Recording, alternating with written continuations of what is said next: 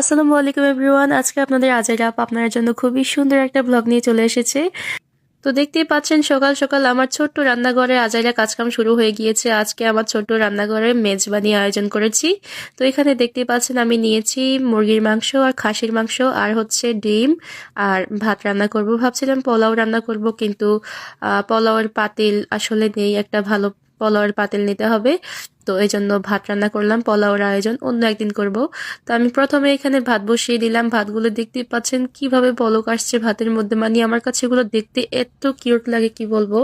আর আপনার কাছে কেমন লাগে আমি আসলে বলতে পারছি না, যদিও আপনাদের কাছ থেকে খুবই ভালো রেসপন্স পেয়েছি, এই জন্যই তো আমি আবার আপনার জন্য এসব ভিডিও মেক করতেছি। তো আমার ভাত রান্না হয়ে গিয়েছে, দেখতেই পাচ্ছেন। এখন আমি মারটা গেলে নিচ্ছি। আর প্লিজ আপনারা সবাই আমার ভয়েসটা একটু ইগনোর করবেন, কারণ হচ্ছে আমার খুব ঠান্ডা লেগে আছে, আমি বারবার নাক টানতেছি আর আমার ভয়েসটা খুবই ফাটা ফাটা লাগতেছে। তারপর আমি এখানে বসিয়ে দিচ্ছি এখন মুরগির মাংসটা। তো এখন প্রথমে আমি তেল দিয়ে তেলের মধ্যে দিয়ে দিলাম পেঁয়াজ কুচি। তারপর এখন এগুলোকে ভালোভাবে নেড়েচেড়ে একটু ভেজে নিব। তারপরে দিয়ে দিচ্ছি রসুন বাটা, এরপরে দিয়ে দিচ্ছি হলুদের গুঁড়া, মরিচের গুঁড়া, তারপরে সব রকম মানে মশলা একসাথে করে দিয়ে দিচ্ছি আর কি। যেহেতু এই ছোট প্লেট থেকে নিতে পারছি না ঠিক মতো, তো সবগুলো একসাথে দিয়ে দিলাম, যেহেতু একসাথেই রান্না হবে। তো এখন মশলাগুলোকে কিছুক্ষণ ভুনে নিতে হবে। মশলাগুলো কিছুক্ষণ ভুনে নিয়ে তারপর আমি এখানে দিয়ে দিচ্ছি একটু পানি, যাতে কাঁচা গন্ধটা চলে যায়।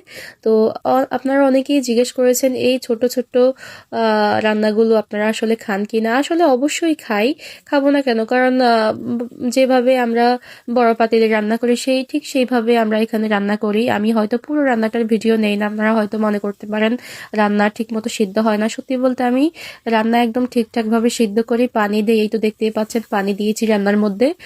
তো এই পানিতেই সিদ্ধ হয়ে যাবে, কারণ হচ্ছে মুরগির সাইজ অনেক ছোট, এগুলা আমাদের নিজেদের ফার্মের মুরগি।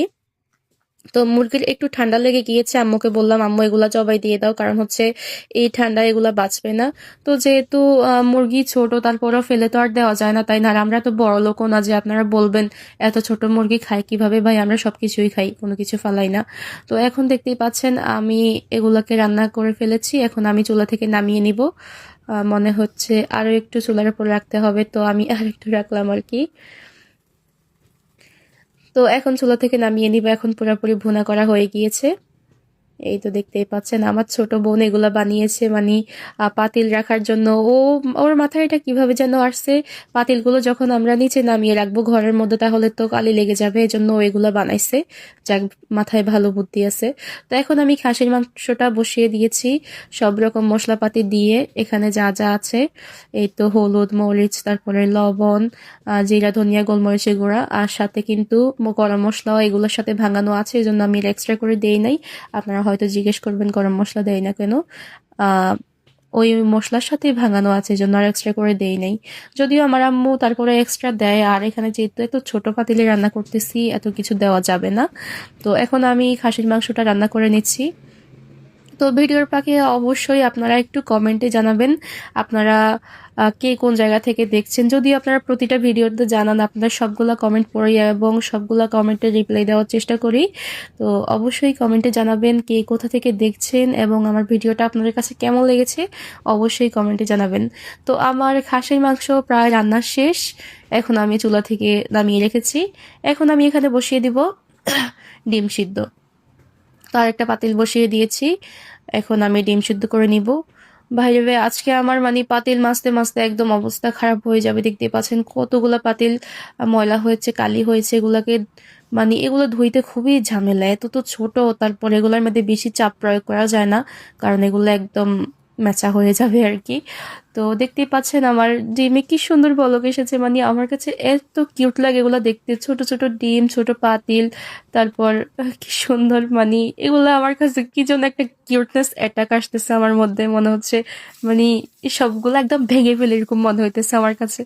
তো এখন আমি ডিমগুলোকে ছিলে এনেছি, তারপরে এখন এগুলোকে ভাজি করে নিচ্ছি আর কি। এই তো এগুলোকে লাল লাল করে ভেজে নিচ্ছি। হলুদ দেই নাই, হলুদ দিলে কেমন জানি আমার কাছে ভালো লাগে না। তো এগুলার কালারটা এমনিতেই সুন্দর আসে ভাজলে। তো এখন আমি সবগুলো খাবার সার্ভ করে নিব। তো প্রথমে ডিম নিয়েছি, আর এই মাটির বাটিগুলো আমি আমাদের রামগঞ্জ থেকে কিনে এনেছি। আরও মাটির জিনিস আছে, সেগুলো পরে আবার শো করব। তো এখানে আমি খাসির মাংস ঢেলে নিয়েছি, তারপরে মুরগির মাংস ঢেলে নিয়েছি, সুন্দর করে সার্ভ করে নিচ্ছি আর কি। আমার কিন্তু খাবার সার্ভ করতে খুবই ভালো লাগে। তো এখন আমি ভাত বেড়ে নিচ্ছি। উফ, কি সুন্দর গরম ধোয়া ওঠা ভাত!